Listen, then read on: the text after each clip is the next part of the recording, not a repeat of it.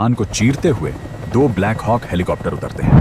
मई 2009 white house में situation room की बैठक जैसे ही खत्म हुई, राष्ट्रपति बराक ओबामा ने अपने सबसे भरोसेमंद अधिकारियों को रुकने को कहा।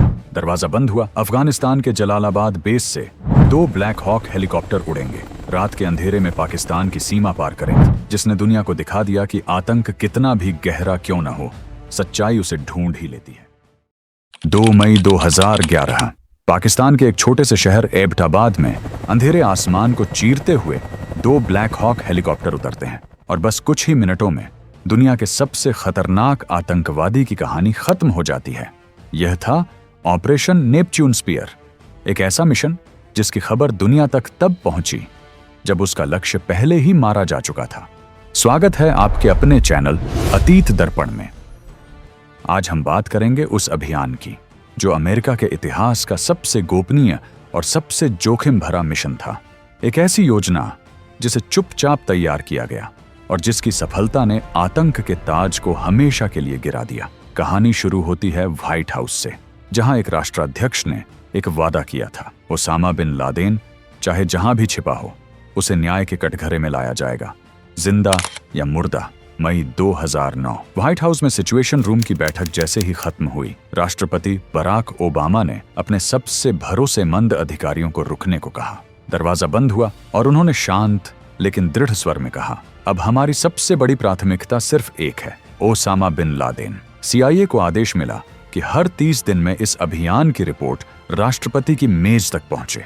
ओबामा जानते थे यह सिर्फ एक व्यक्ति की तलाश नहीं, बल्कि 9 नवंबर की उस काली रात का जवाब था जिसने पूरी दुनिया को हिला दिया था। सितंबर 2010 CIA को एक सुराग मिला, एक नाम, अब्बू अहमद अल कोवैती, अल कायदा का एक रहस्यमय संदेशवाहक। जासूसों ने उसके हर कदम पर नजर रखनी शुरू की, उसकी कॉल्स, उसका मूवमेंट, उसकी मुलाकातें, सब कुछ। धीरे धीरे धागे एक दूसरे से जुड़ते गए। कोवैती इस्लामाबाद से 35 किलोमीटर दूर एबटाबाद के बाहरी इलाके में एक अजीब से कंपाउंड में जाता था। 3 मंजिला इमारत, आसपास की हर बिल्डिंग से 8 गुना बड़ी, इतनी ऊंची दीवारें कि अंदर झांकना नामुमकिन। बालकनी तक के सामने दीवार खड़ी, जैसे कुछ छिपाया जा रहा हो। न इंटरनेट, न फोन लाइन, कूड़ा तक बाहर फेंका नहीं जाता, अंदर ही जलाया जाता था। और हर शाम एक आदमी आंगन में तेज तेज कदमों से चलता था। चेहरा किसी ने साफ नहीं देखा।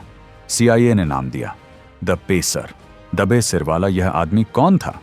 शक गहराने लगा। क्या वही ओसामा बिन लादेन था? अब अमेरिका के सामने 2 रास्ते थे। पहला, हवाई हमला। फायदा, कोई अमेरिकी सैनिक नहीं मरेगा।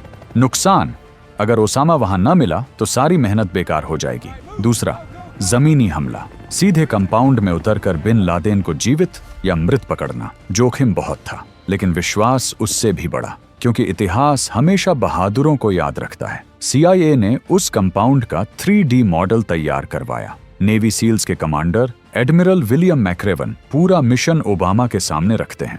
प्लान साफ था, अफगानिस्तान के जलालाबाद बेस से 2 ब्लैक हॉक हेलीकॉप्टर उड़ेंगे, रात के अंधेरे में पाकिस्तान की सीमा पार करेंगे और सीधे कंपाउंड के भीतर उतरेंगे। ओबामा ने पूछा, अगर पाकिस्तानी वायुसेना ने हेलीकॉप्टर देख लिया तो? अगर बिन लादेन भाग गया तो? अगर पाकिस्तानी सेना ने घेर लिया तो? मैक्रेवन ने शांत स्वर में जवाब दिया, हम हर स्थिति के लिए तैयार हैं।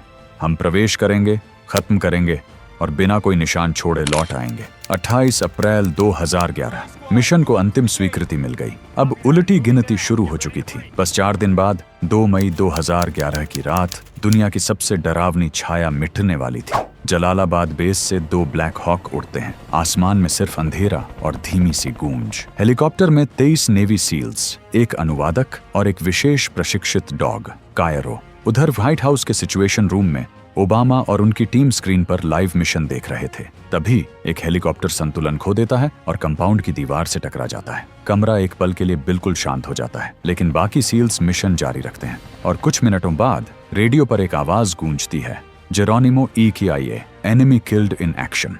ओसामा बिन लादेन मारा जा चुका था। जैसे ही हेलीकॉप्टर पाकिस्तान की सीमा से निकलकर अफगानिस्तान की ओर बढ़ते हैं, व्हाइट हाउस में तनाव धीरे धीरे राहत में बदलने लगता है। जलालाबाद बेस पर उतरते ही एडमिरल मैक्रेवन कहते हैं, मिस्टर प्रेसिडेंट, बिन लादेन का शव हमारे सामने है।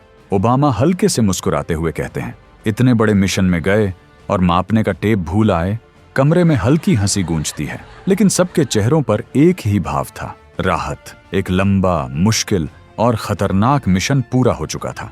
एक ऐसा मिशन जो इतिहास के पन्नों में हमेशा जिंदा रहेगा। वो रात जिसने दुनिया को दिखा दिया कि आतंक कितना भी गहरा क्यों न हो, सच्चाई उसे ढूंढ ही लेती है।